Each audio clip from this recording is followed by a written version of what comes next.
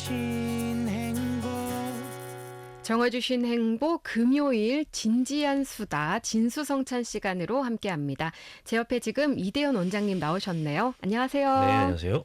반갑습니다. 반갑습니다. 한 주간 잘 지내셨죠? 네, 잘 지내고 있습니다. 네. 오늘은 또 비가 내리고 있어서 네, 비가 좀 오네요. 저는 개인적으로 너무 좋아요.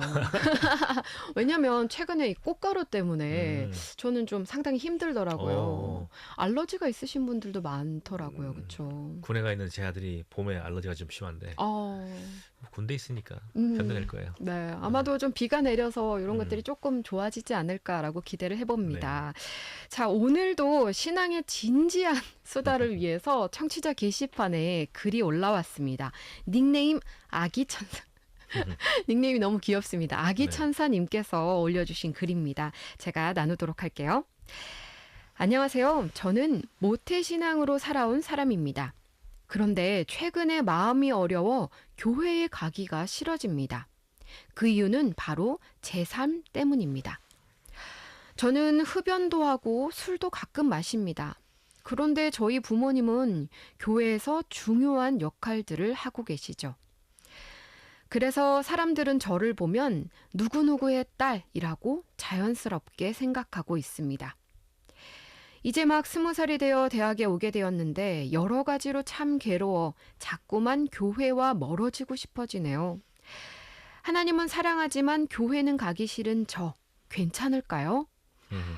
이런 질문이 올라왔습니다. 네. 아이고, 그 교회를 이제 모태신앙으로 다니던 학생인 것 같아요. 그렇죠? 학생인데 이제 교회 가기 싫다는 고민을 털어놨네요. 이런 솔직한 고민 저는 너무 긍정적인 것 같아요. 그럼요. 예. 이런 고민들은, 이런 생각들은 이렇게 깊이 고민이 깊어질 때까지 숨겨놓지 말고 저는 그렇게 얘기를 해요. 항상 우리 젊은 신학생들한테도 그렇고 제가 만나는 젊은 사람들한테 뿐만 아니라 이제 그 기성 기독교인들한테도 우리 일반 성도들한테도 자기 속에 있는 신앙에 대한 의심이나 혹은 의구심이나 질문이나 이런 것들을 묻어놓지 말라. 끄집어내라. 네. 그 이유는 아주 간단해요. 사실은. 왜냐하면 나도 이해 못하는 것, 나도 못 믿는 것, 나도 의구심을 갖고 있는 걸 어떻게 진 거예요. 그렇죠? 그러니까 생각을 드러내서 그런 것들을 스스로도 해보려고 노력해야 되고 그 다음에 목회자들이 존재하는 이유가 그런 거 아닐까요? 목회자들이 그런 질문을 받고 그 질문을 상담받고 목회적인 돌봄을 해줘야 되는 것이 목회자들이 제일 기본적인 사명 중에 하나라고 생각해요. 그러니까 우리 성도들은 또 이 젊은 친구들은 자기들이 갖고 있는 질문이나 의문들을 묻어두지 말고 드러내라. 그것이 건강한 신앙이다. 마치 이런 거 있잖아요. 의심 없이 믿는 것이 좋은 믿음이라고. 그러니까 의심이 없으면 좋죠. 의심하잖아요. 의심이 있는데 감춰놓는 거잖아요. 그러니까 이거는 오히려 상처를 곪게 만들죠. 그러니까 이게 지금 제가 좀 약간 염려하는 건 뭐냐면 이게 막 안에서 이게 상처가 조금 났을 때 제기된 문제가 아니라 지금 굉장히 힘든 상황에서 문제를 제기했을까봐 그게 좀 염려가 됩니다. 네, 사실 저도 이제 설린대학교 제가 교목으로 있으면서 많은 학생들의 이런 어떤 신앙적인 이야기들 또 이제 모태신앙이었던 학생들이 특히 또 그런 이야기들을 많이 하거든요. 요즘에 대학에 오고 나서 좀 뭔가 달라졌어요. 힘이 들어요. 근데 저는 그런 학생들한테 좋은 현상이다. 너희가 그 부모님 밑에서 신앙생활을 하던 어떤 수동적인 신앙생활에서 이제 너희가 하나님을 인격적으로 만날 준비를 하는 과정인 것 같다. 라고 저는 좀 긍정적으로 이야기를 하고 있거든요. 그렇죠. 어떻게 보면 고등학교 때까지는 부모님들의 통제? 여러 가지 면에서 통제 하에 살고 있었고 어떻게 보면 자기 개인의 인생을 살지 못했다고 볼 수도 있어요. 그러니까 신앙생활도 마찬가지죠. 네. 부모님들에 의해서 어떻게 보면 지시되거나 방향이 정해진 대로 움직여 왔던 것이고 자기 개인적인 어떤 그 영적 성장이라는 이런 것이라기보다는 그런 걸 통해 움직여 왔는데 이제 대학 정도로 가보니 지금 어떻게 보면 야생의 들판에 던져진 거거든요. 네. 그 던져져서 그 안에 보호되던 보호 안에서는 느끼지 못했던 것들을 여과 없이 두들겨 맞기 시작하는 거예요.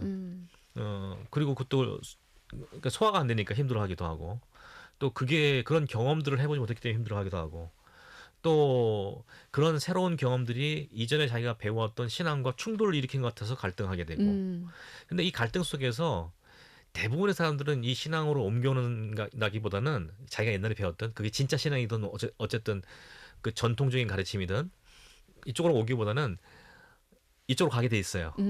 왜냐하면 자유롭고 그다음에 그를 통해서 사실 그런 관계를 통해서 친구들과의 유대 관계가 강화되기 때문에 하지 않으면 내가 멀어질 수 있다라는 생각도 들거든요. 네. 그러니까 같이 어울리다 보면 그러니까 주일 기독교인과 일상생활의 기독교인이 나뉘게 되는 이런 현상들도 발생하게 되기 때문에 뭐 힘들어지죠. 그러니까 자연스러운 거죠. 어떻게 보면 이런 마음속의 갈등이나 힘든 일들이 발생하는 것들은 그렇다고 해서 지금 여기 보니까 이제 흡연도 하고 술도 먹고 그다음에 교회 안에서 나는 누구누구의 딸로 불리고 하는 그런 일종의 압박감 같은 걸 느꼈던 것 같아요. 그러니까 그 속에서 이미 상처가 도태되고 있었던 것이고 자기가 교회 안에서 만나는 장로님이나 집사님이나 목사님한테 저 술 담배 해요 그렇게 했어요? 안 하겠죠. 안 하겠죠. 안 하는데 그걸 감추고 있잖아요. 그러니까 일정 부분 교회 안에 들어가면 자기를 위장해야 되는 거예요. 부모님들의 어떤 그 체면도 있고 또 자기가 어렸을 때 자라온 환경 속에서 사람들과의 관계도 있다 보니까 그걸 가리게 되죠. 그러다 보니까 이게 이제 상처가 이미 나 있던 상황이고 이게 대학 오면서 이제 좀 더 소위 말하는 이제 자유가 자기 그러니까 책임이 부모님이 책임에서 자기 책임을 옮겨지면서 이게 좀 더 갈등이나 이런 문제들 좀 더 폭발적으로 증가하겠죠. 거기서 오는 상처와 아픔과 고민이 아닐까 싶습니다. 네. 이런 신앙적인 고민들을 나눌 수 있다는 게 참 감사한 일이고 그럼요. 사실 뭐 이런 이제 청취자분들이 이렇게 고민들을 많이 올려주시지만 특정 누군가의 고민이라기보다는 정말 좀 많은 분들의 많은 어떤 젊은이들의 고민이지 않을까라는 생각도 들어요. 그럼요. 이게 저는 고민이 없는 게 사실 저는 문제라고 생각해요. 맞아요. 신앙에 대한 고민이 없다는 게 문제라고 생각해요. 무조건 아멘 믿습니다 하는 건 맹종이에요. 맹신이에요. 그거는 건강한 신앙이 아닙니다. 그렇기 때문에 오히려 상처가 있고 아픈 것들이 드러나는 것들이 드러나야지만이 성숙할 수 있다고 생각해요. 여러 가지 면에서. 네. 그래서 이 오늘 이제 청취자분께서 주신 사연에 대해서 이제 하나하나씩 좀 풀어가면 좋겠거든요. 네. 네. 일단 기본적으로 저는 이렇게 생각해요. 우리가 이제 성경을 통해서 여러 가지를 이해할 필요가 있는데 우리가 이제 성도를 일컬어서 신앙인 있는 사람들이 일컬어서 하나님이 거하시는 성전이라 이렇게 표현을 하거든요. 물론 이 성전이라는 표현이 개체일 수도 있지만 이것이 이제 교회라는 차원에서의 공동체 차원으로 확장되기도 하지만은 어쨌든 우리가 우리의 몸을 함부로 취급해서는 안 되는 가장 중요한 이유 중에 하나는 뭐냐면 하나님의 영이 거하시기 때문이라고 얘기를 해요. 그런 관점에서 우리가 어떤 것을 어떤 행위를 할지 혹은 어떤 음식을 섭취할지를 결정하게 되거든요. 지금 저는 우리 아이들한테 어렸을 때부터 자라면서 지금 이제 두 명은 성인이 돼 있으니까 이 친구들한테 제가 했던 얘기는 뭐냐면 흡연은 절대 하지 말아야 했어요. 왜 흡연은 절대 하지 말라고 얘기를 했냐면 이거 뭐 신앙 문제 때문에 그렇게 얘기한 게 아니라 백해무익이기 때문에 해요. 흡연이라는 것을 통해서 얻을 수 있는 긍정적인 내 육신의 긍정적인 신호는 아무것도 없다. 우리 몸을 망가뜨리는 가장 잘못된 합법적인 그 문제 음식을 얘기한다면 제일 먼저 꼽을 게 이제 흡연이기 때문에 하지 마라 네 건강을 위해서였어요. 근데 그러면 이제 요건 이제 그렇다 치고 술은 어떨까요? 한국의 보수적인 교회에서 술을 용납하나요 안 하나요? 공식적으로 안 하죠. 근데 저는 이 문제에 대해서 조금 약간 시비가 있어요. 저 개인적으로. 제가 그렇다고 술을 한다는 얘기가 아니고요. 술을 한다는 얘기가 아니고 이 문제에 약간 시비가 있는데 뭐냐면은 저 커피 무지 좋아하거든요. 저도 좋아합니다. 네, 커피를 굉장히 좋아하는데 이 커피를 제가 한때는 하루에 한 7, 8잔씩 마셨어요. 제가 내려서. 마시고 7, 8잔씩 마셨는데 이게 어느 정도 제가 버티다가 어느 정도 되면 심장이 막 되게 두근거리고 벌렁벌렁거리기 시작해요. 이건 이제 카페인 효과죠. 네. 근데 이거를 내가 묵과하고 계속 그 이상으로 마시면 난 쓰러지는 거예요. 심장이 문제가 생기거나 내 건강에 문제가 생기는 거죠. 그럼 그때 극단적으로 절제할 수밖에 없어요. 그래서 이제 저도 나이가 좀 있고 이제 들어가고 하니까 제가 요즘은 뭐냐면 하루에 3잔 이하로 마십니다. 무조건 3잔 이하예요. 그것도 많이 드시네요. 근데 3잔. 의사들도 3잔까지는 괜찮다고 얘기하니까 음. 일반적으로. 그래서 이제 3잔 이하로 마시면 제 건강에 문제가 없어요. 근데 제가 이걸 과하게 마시거나 저는 음식을 맛있게 먹는 편이거든요. 그러니까 약간 짜거나 맵게 먹을 수 있잖아요. 네. 맛있게 먹으려면. 근데 이것도 어느 정도 하면은 위가 위에서 부담이 돼요. 그러니까 내 몸을 상하게 하는 거잖아요. 그러니까 이거를 극도로 절제해 나가죠. 이게 젊을 때는 몰라요. 나이가 들어가면서 이제 몸이 헌거가 돼 가니까 웬만한 자극에도 이제 이게 반응을 하는 거죠. 원래는 젊었을 때도 그 반응이 나오는데 몸이 커버해 주니까 몰랐던 것뿐이에요. 그러니까 그 자체로 몸이 상하고 있던 거죠. 그게 내 몸에서 나에게 신호가 왔다는 것은 뭐냐면 이게 경고예요. 이거 넘어가면 너 죽어 하는 경고예요. 그러니까 우리가 하나님께서 우리를 이 땅에 태어나게 하셨고 하나님의 영이 거하시는 우리 몸이라고 생각한다면 우리 스스로가 우리 몸을 돌봐야 될 책무가 있는 거예요. 그렇죠? 네. 그런 차원에서 본다면 아까 제가 커피 말하고 뭐 매운 거 짠 거 말씀드렸잖아요. 그거 몸에 정도를 넘어서면 해로워요. 술은요. 술은 저는 기독교인이 받는 가장 큰 축복 중에 하나가 예수 안에서 누리는 자유라고 생각하거든요. 예수 안에서 누려지는 자유. 네. 그러니까 예수 바깥이 아니고요. 예수 안에서 누려지는 자유예요. 그럼 저는 술에 대해서 자유로워야 된다고 생각하는 사람이에요. 어우, 이거 너무 파격적이네요. 그죠? 예. 목사님들이 방송 들으면 큰일 났다고 생각하실 수도 있는데, 근데 술에 대해서 자유롭다는 얘기는 뭐냐면 우리가 바울의 이야기를 보면 바울이 음식에 대해서 말하는 장면이 나와요. 네. 그 음식에 대해 나오는 장면이 뭐냐면은 뭐든지 먹을 수 있다. 뭐든지 먹을 수 있지만 내가 뭐든지 먹을 수 있지만 믿음의 덕을 세우기 위해서 먹지 않는다라고 네. 얘기를 해요. 제가 아주 간단하게 얘기합니다. 롱 스토리를 아주 짧게 말하는 거예요. 그러니까 기독교인들이 자유를 누리는 방법이 2가지가 있죠. 내 스스로 자유를 누리는 거예요. 근데 하나님에서 내가 누릴 수 있는 자유를 누리는 거죠. 둘째는 뭐냐면 관계 속에서의 자유를 누리는 거예요. 내가 어느 정도 신앙의 책무가 있는 사람이라면 내가 다른 사람들의 유익을 위해서 내가 먹고 마시는 걸 절제할 필요가 있는 거예요. 그러니까 내가 하는 행위로 인해서 다른 사람들이 신앙적으로 위험이나 위해를 받겠다면 나는 차라리 하지 않겠다는 결심이죠. 이 선한 결단이죠. 그렇죠? 이 결단이 이게 자유예요. 그 다음에 또 뭐냐면 아까 개인적인 자유라고 그랬잖아요. 누릴 수 있는 자유가 있는 것이죠. 그럼 술에 대해서는 어떤 자유를 누릴 수 있느냐는 거죠. 저는 우리 아이들한테 항상 할 때는 얘기가 뭐냐면 술을 즐겨도 된다라고 얘기했어요. 우리 2 아이한테 지금 이제 성인이 된 아이한테 술을 즐겨도 된다. 그러나 즐기는 것을 넘어서는 것은 안 된다예요. 그게 무슨 뜻인가 하면 그럼 술이라는 음식이 왜 문제가 되죠? 음료수인데? 취하기 때문에. 그러니까 취한다는 말, 그러니까 성경에도 취하지 말라라고 돼 있거든요. 악하다고 표현해서 취하는 것은. 네. 취하다는 것은 저는 저 나름대로 해석은 어떻게 하냐면 내가 지각 능력을 위해를 받는 정도예요. 근데 합리적인 사고 능력을 영향을 받는 거예요. 이건 뭐냐면 내가 하나님 앞에서 내가 온전한 내 자신으로 살아가기 위해서는 내가 지정의가 살아 있어야 돼요. 그렇죠? 근데 이 감각이 무엇인가에 의해서 훼손을 받기 시작한다면 이것은 내가 뭐냐면 내 자유의 범주를 넘어서는 것이라는 거예요.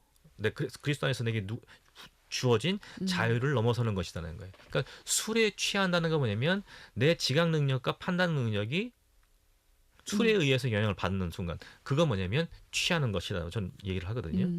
그렇게 본다면 지금 사연을 올려주신 이 분에게 제가 권하고 싶은 것은 나이가 20살 가시라고 그랬어요.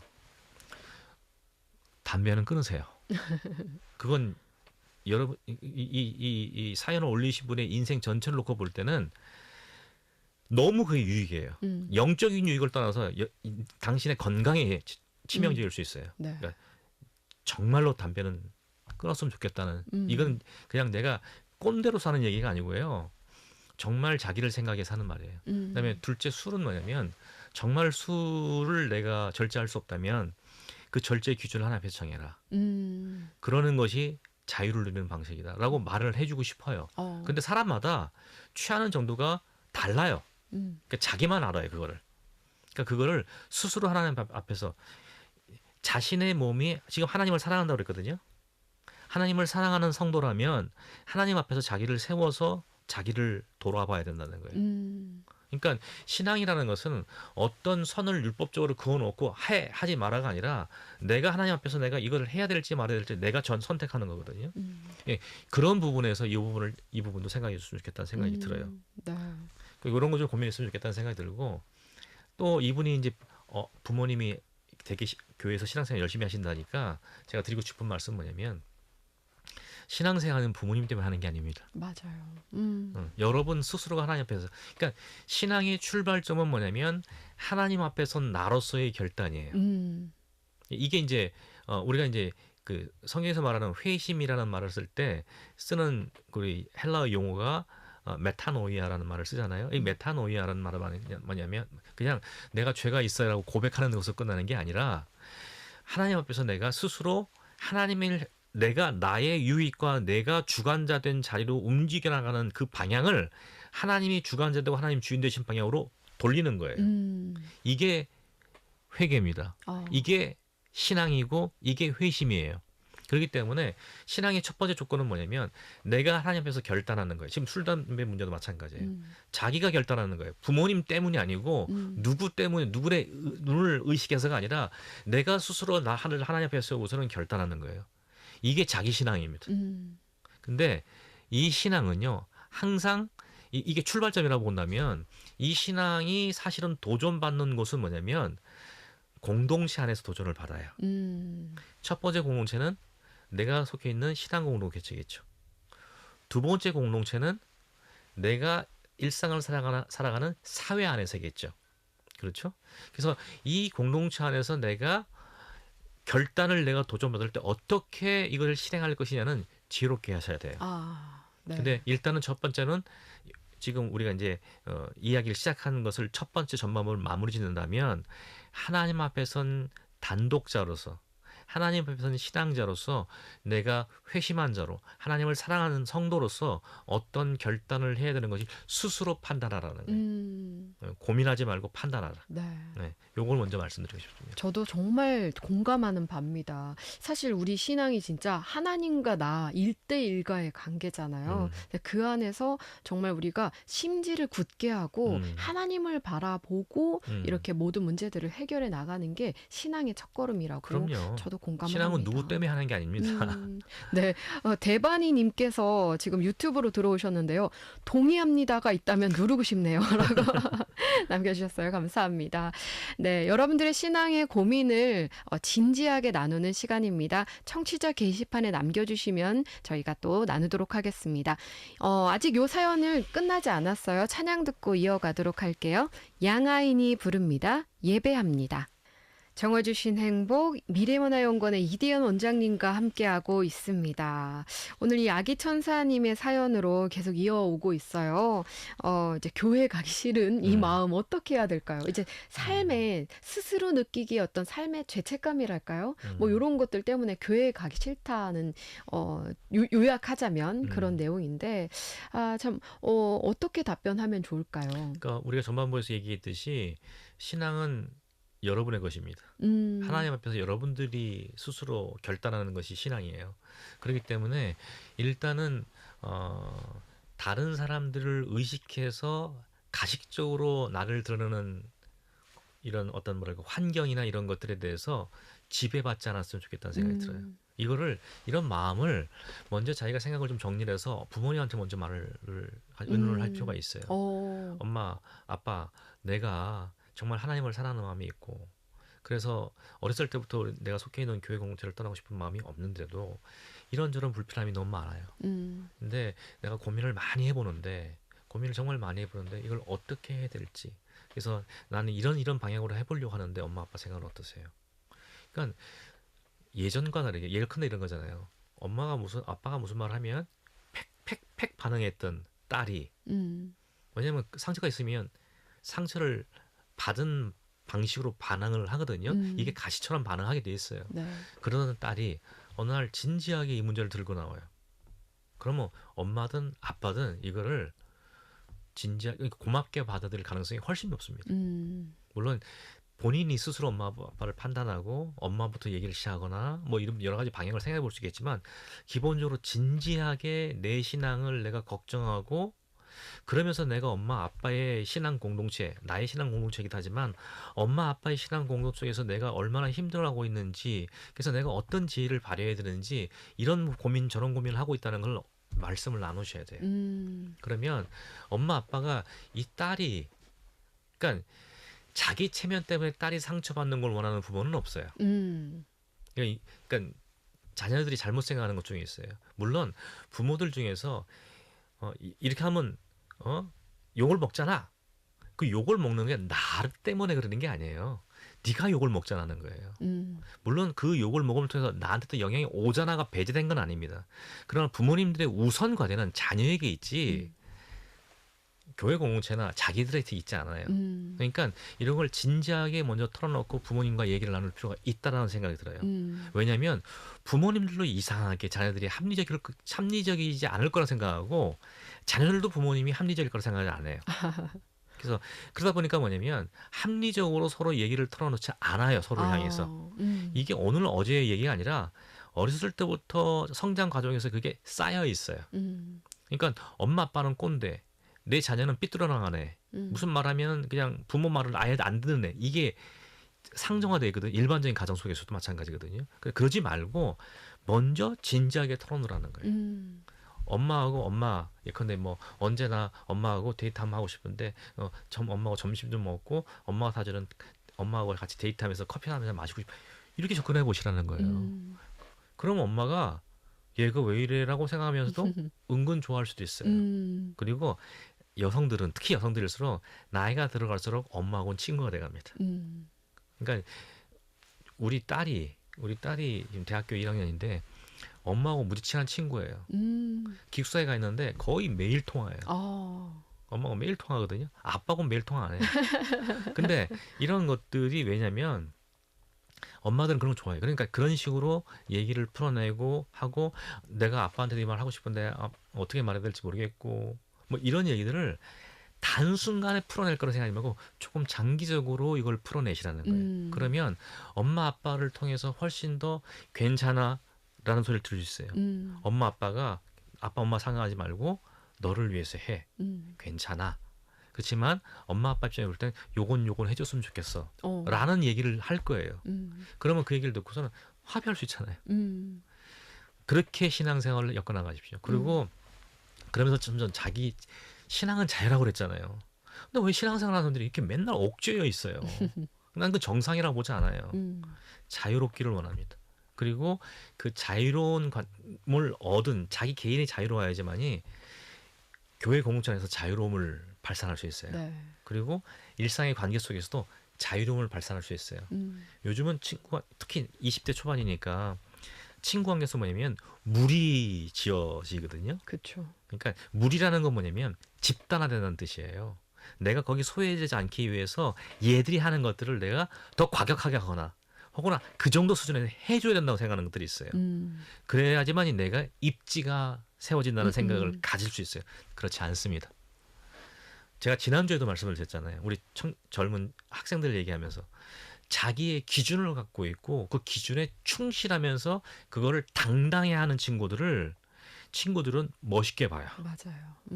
무리 속에 뒤섞여서 자기 생각도 없이 그냥 뒹굴뒹굴 굴러가는 애를 존중하는 게 아니라 자기 원칙을 가지고 함께 할 땐 함께하고 아닐 때는 내가 아니야 이건 하고 빠지는 친구들을 오히려 존중합니다.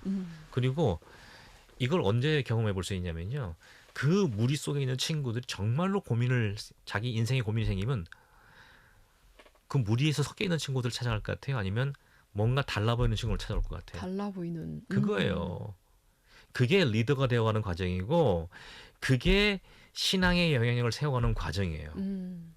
네. 그걸 좀 그렇게 이게 성숙하는 거예요. 그러니까 이게 신앙인으로서 성숙하는 것이 인간적으로 성숙하는 것과 괴리되지 않습니다. 그러니까 제가 너무 안타까운 건 뭐냐면 교회에서 사람이 되어감과 신앙인이 되어감, 사회인이 되어감이 함께 하지를 못해요.